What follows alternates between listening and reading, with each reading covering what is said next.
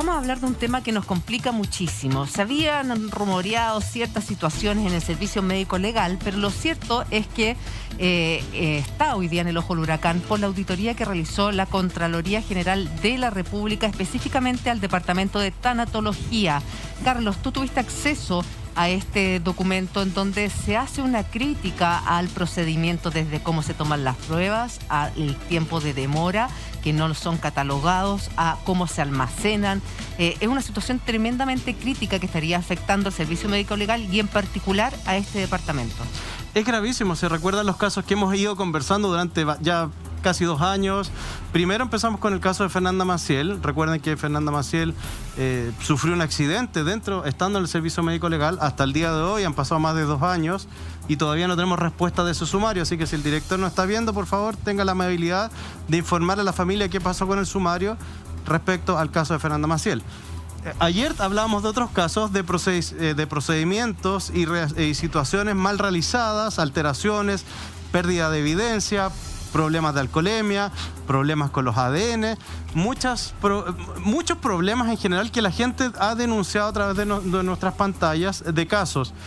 Y nos damos cuenta que no son casos aislados. Y la Contraloría ya realizó este informe donde se da cuenta que el servicio médico legal funciona como cualquier cosa, menos como un servicio de medicina legal a nivel mundial. Marisa, ¿cuándo se mete la Contraloría a hacer una auditoría, por ejemplo, en este caso, al Departamento de Tanatología del Servicio Médico Legal? Bueno, según lo que pudimos observar en ese informe, se produce a raíz de una denuncia que los propios funcionarios hacen al interior de este departamento. Recordemos que este departamento tiene que ver con lo que son los informes de autopsia, solamente es bien focalizado a esto, ¿ya? Pero a raíz de los resultados de esto, uno puede preguntarse legítimamente, bueno, ¿qué pasa con el resto de los departamentos del Servicio Médico Legal? Si así funciona un departamento tan relevante como es aquel que determina la causa de muerte, presumiblemente de un homicidio, ¿cómo funcionarán el resto? Entonces ahí está el origen de esta investigación, esta auditoría que hace la Contraloría. Yo encuentro que es un tema que nos ha preocupado bastante respecto a muchas veces hemos visto autopsias que no se hicieron en casos anteriores, y que ahora venga la Contraloría a confirmar un poco esta información de que las cosas no se están haciendo bien para todos quienes han sido víctimas de un delito de alta connotación, de un crimen. Hoy día deben estar preguntándose efectivamente si se hizo o no justicia. Claro. Porque al final, o sea, esto es un eslabón de una cadena demasiado importante, Carlos. Es que no olvidemos que el Departamento de Tanatología es la oficina principal, es el corazón del servicio médico legal, porque ahí es donde inicia la autopsia y desde ahí nacen todos los otros procesos de análisis que se pueden realizar en base a esa base. El problema es que toda la información, y de hecho es lo preocupante de este informe también, uno de los puntos relevantes, aparte de todas las observaciones escandalosas que se encuentran ahí, es que la Contraloría reconoce que los funcionarios, me refiero a los médicos que trabajan en esos departamentos, no tienen la capacidad ni la capacitación para realizar las funciones que están realizando. Es decir, puede ser gente que salió de la escuela de medicina, o de alguna escuela de otra especialización, biología, química, etcétera, pero sí no tienen cero capacitación forense para realizar el trabajo que están realizando. O sea, a ver, es súper grave, yo estoy de acuerdo con ustedes, ¿no? Es impresentable, sobre todo por lo que decía la Julia, que hay muchas familias de víctimas que hoy día pueden decir, se hizo justicia en el caso de mi hija, de mi hijo, de mi marido, de mi señora, de mi familiar. Siempre un manto de duda muy grande respecto de lo que hace este departamento en particular, el de histopatología, que es clave para poder determinar, como decía la ex fiscal, la causa de muerte. En la mirada positiva, si tú quieres, se está transparentando algo que sabíamos que pasaba, que le funciona como al 3 y al 4 en muchos casos, que el estándar en regiones no es el mismo que el estándar en Santiago, que muchas veces se tienen que mandar muestras, que hay poca prolijidad, que se toman muchas medidas. Estoy viendo el comunicado de prensa que manda el Servicio Médico Legal respecto de esta auditoría de la Contraloría, y hay hartos sumarios de esos sumarios que después, es verdad, nunca sabemos mucho, pero se compró un refrigerador. Oye, hay una medida. Por otra parte, ya está en curso la compra de un sistema refrigerado de almacenaje. Yo le digo refrigerador, pero debe ser algo más sofisticado, que fortalecerá el área de custodia de muestras. Entonces tú te das cuenta que es un tema de equipamiento, que hay un problema de equipamiento para poder mantener las muestras de los tejidos que se estudian en el médico legal. Entonces, tampoco es es de la NASA esto. O sea, era cosa de ponerle un poquito de cariño al médico legal. Y lo de la especialización de los profesionales es clave. Hay un médico que se está especializando y que empieza a trabajar en abril de este año. Y se está concursando por 2 cupos más. O sea, faltan profesionales capacitados. Y eso la doctora que está en el caso Fernanda Macías contigo, la doctora Carmen Cerda, ¿sí?, lo ha dicho en todos los tonos. A mediados de los 80 en Chile se cercenó la carrera de especializada para el médico legal, de tanatología. No hubo más. Y ahí quedamos, la verdad, tristemente débiles. Se incorpora el senador Alejandro Guillén al programa. ¿Cómo está, senador? Gusto saludarlo, gusto verlo. ¿Qué le parece esto que nos plantea la Contraloría respecto al médico legal? Bueno, primero un saludo a todos los panelistas. Alcancé a escuchar un poquito al final nomás. Pero partamos diciendo la desigualdad de recursos tecnológicos y humanos en regiones. Sí. Hay comunas en Chile que ni siquiera hay un lugar donde dejar los cuerpos después de un accidente, por ejemplo. Sí, y grotesco, ¿eh? Porque eso supone efectivamente refrigeración. No es un refrigerador en rigor, pero son equipos donde se mantienen los cuerpos y eso es importante para el análisis que hacen después los médicos especialistas. Segundo, médicos especialistas.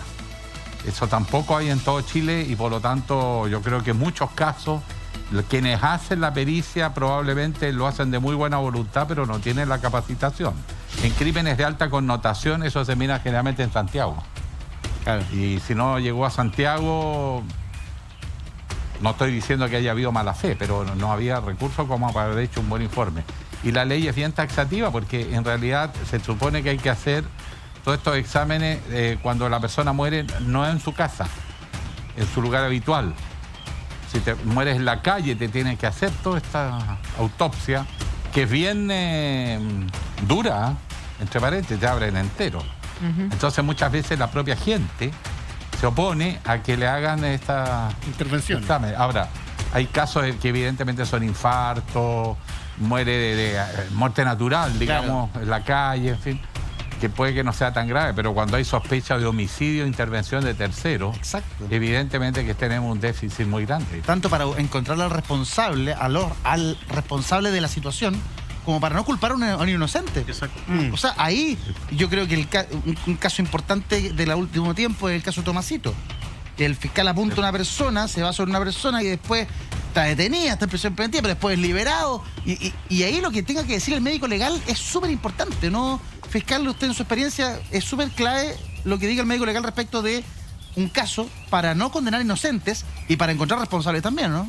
Claro, mira, es súper grave lo del servicio médico legal porque vamos a centrar, esto es muy focalizado, insisto, es el departamento de tanatología y un departamento de histopatología, es decir, una submateria de los informes.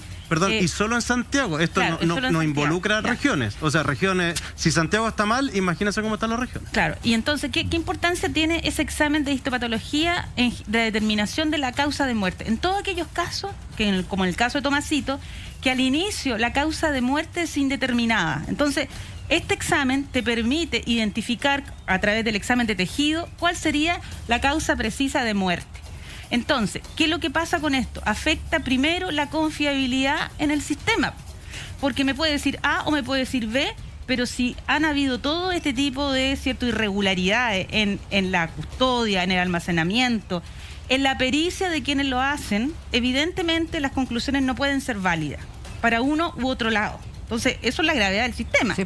Y la segunda gravedad que me parece a mí también muy relevante es la demora en esto, ¿ya? Dice que hay demora en presentar estos informes al servicio, al Ministerio Público, lo que en definitiva hace es que el acceso a la justicia se ve denegado en un caso concreto. Y les pongo un ejemplo, no tiene que ver con este informe de Contraloría, pero los informes que hace el Servicio Médico Legal en negligencias médicas, que también lo hace el servicio, es otro departamento, se demoran, escuchen bien, entre 2 a 3 años por en evacuar médica. un informe de negligencia médica. ¿Ya? O sea, y eso es terrible. Pero es que para entenderlo bien, Marisa, si yo yo sufrí una negligencia médica, ¿sí? Evidentemente me piden un informe evacuado del Servicio Médico Legal porque yo quizás no tengo plata para contratar un perito particular en el fondo. O sea, voy a tener que esperar 3 años para demostrar que hubo una negligencia médica en mi caso y para hacer justicia. Así es, tal cual. Es que y aun cuando tengas el dinero, mira, tenemos un caso que me ha salido en los medios de una niña que sufrió una negligencia médica muy evidente. como se estaban cansando mucho los padres de esperar que el servicio médico legal hiciera este informe, contrataron una pericia privada, pero no fue suficiente. Para la Corte estimó que no era suficiente, hay que esperar el servicio médico legal. O sea, hay que esperar 2 o 3 años que se dignen en hacer el informe. Es que en ese sentido, Pero perdona Marisa, una consulta, perdona que interrumpa. Sí. ¿Esa demora es porque la pericia es muy compleja o es porque hay interés en que se demore? Porque lo más probable es que se demore para que... No, sí, entiendo. No, este es un caso, pero no significa que en este caso solo se estén demorando. Se demoran en todos los casos de negligencias médicas. ¿Por qué? Probablemente porque no tienen personal. Claro. Yo tampoco estoy acusando directamente, porque si no tienen gente, por supuesto, no lo pueden hacer. Entonces acá, y aprovechamos, ¿cierto?, de mandarle un recado al próximo ministro de Justicia, que ha sonado por ahí, pero lo mandamos, ponga ojo, porque esto es un pilar fundamental, no solamente para negligencias médicas, sino para delitos, todos estos delitos de homicidio. Piensen ustedes que los delitos de homicidio hoy día han aumentado, según algunos, según otros han bajado. Pero lo concreto es que sí han aumentado en algunos sectores, ¿cierto?, de nuestro país, y han aumentado aquellos homicidios sin imputado conocido. Entonces, al no tener imputado conocido, escucha que es fundamental las pericias que se hacen en el servicio médico legal.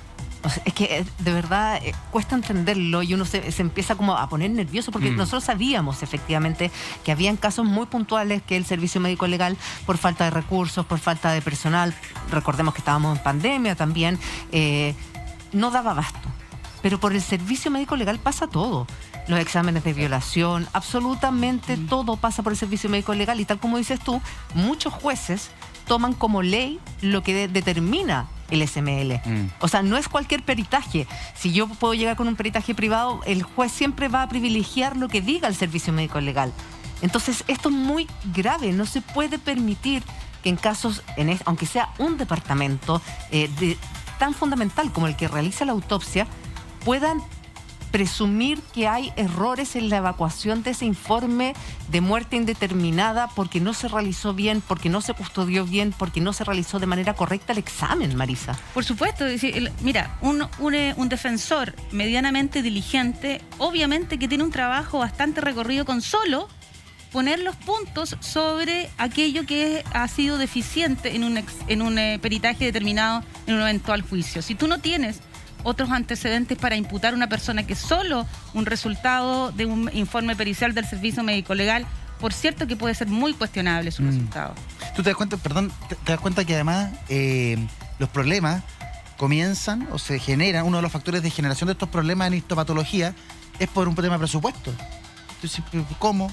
Mira, como institución se está en pleno conocimiento de las dificultades que presenta el área de histopatología, principalmente por la falta de profesionales expertos en esta disciplina y por las diferencias en las remuneraciones con respecto a otros sectores que convierten en poco atractiva la oferta laboral en el médico legal. Entonces tú dices, les pagan mal, les pagan poco, les pagan más en otras áreas, nadie quiere trabajar ahí y por eso se generan todos estos problemas. Cuando tú trabajas con algo tan sensible para la ciudadanía como esclarecer bien la causa de muerte de una persona, tú no puedes no pagarle lo que corresponde a esos profesionales, no puedes no capacitar a esos profesionales. Si yo coincido con el senador, no es la buena o mala voluntad de quienes trabajan ahí. Ellos trabajan lo mejor que pueden, me imagino, con lo que tienen. Pues no están exentos de errores, son seres humanos, pero que no les paguen como corresponde y que eso sea un factor de problema, lo encuentro insólito también. Lo que pasa es que yo creo que hay un punto súper importante a considerar, porque yo creo que hay que separar las dos cosas. Uno, los funcionarios, y que pasa lo mismo en las otras instituciones, Carabineros, en investigaciones. Sí. Uno son los funcionarios que trabajan y que hacen lo que pueden con lo que tienen. Pero otra cosa es que en el mismo comunicado, el servicio médico legal, el director reconoce que hay problemas, pero ¿qué ha hecho para solucionarlos? Si el doctor Zamora no lleva un año ni una semana trabajando en el servicio médico legal. Los problemas del servicio médico legal, no olvidemos las malas identificaciones que se hicieron del patio 29. Principio del año 90. Después todo el proceso, entró el doctor Busto, trató de modernizar lo que mejor se pudo el servicio médico legal, se logró, después vienen algunos cambios, el doctor Rubio estuvo al principio de este gobierno, duró menos de un año porque trató de hacer cambios, empezó a pedir los recursos, lo sacaron. Déjate pedir plata, le dije. Y en eso estamos. Entonces, si queremos, a ver, el servicio médico legal siempre, y todos se sorprenden, pues nos decían, el servicio médico legal es del punto de vista, es internacionalmente reconocido, no sé qué. Mentira, que venga cualquier institución acreditadora a revisar el servicio médico legal y no pasa absolutamente ni siquiera a la puerta porque todo no funciona. Entonces, y no es, vuelvo a insistir, no es culpa de los funcionarios, es culpa de la persona que está en la cabeza o las personas que tienen que rendir cuenta o exigir, si es muy simple, el director para eso está, no está para sentarse y decir yo soy el director del servicio médico legal. Es un cargo administrativo que tiene que juntarse con el ministro de Justicia.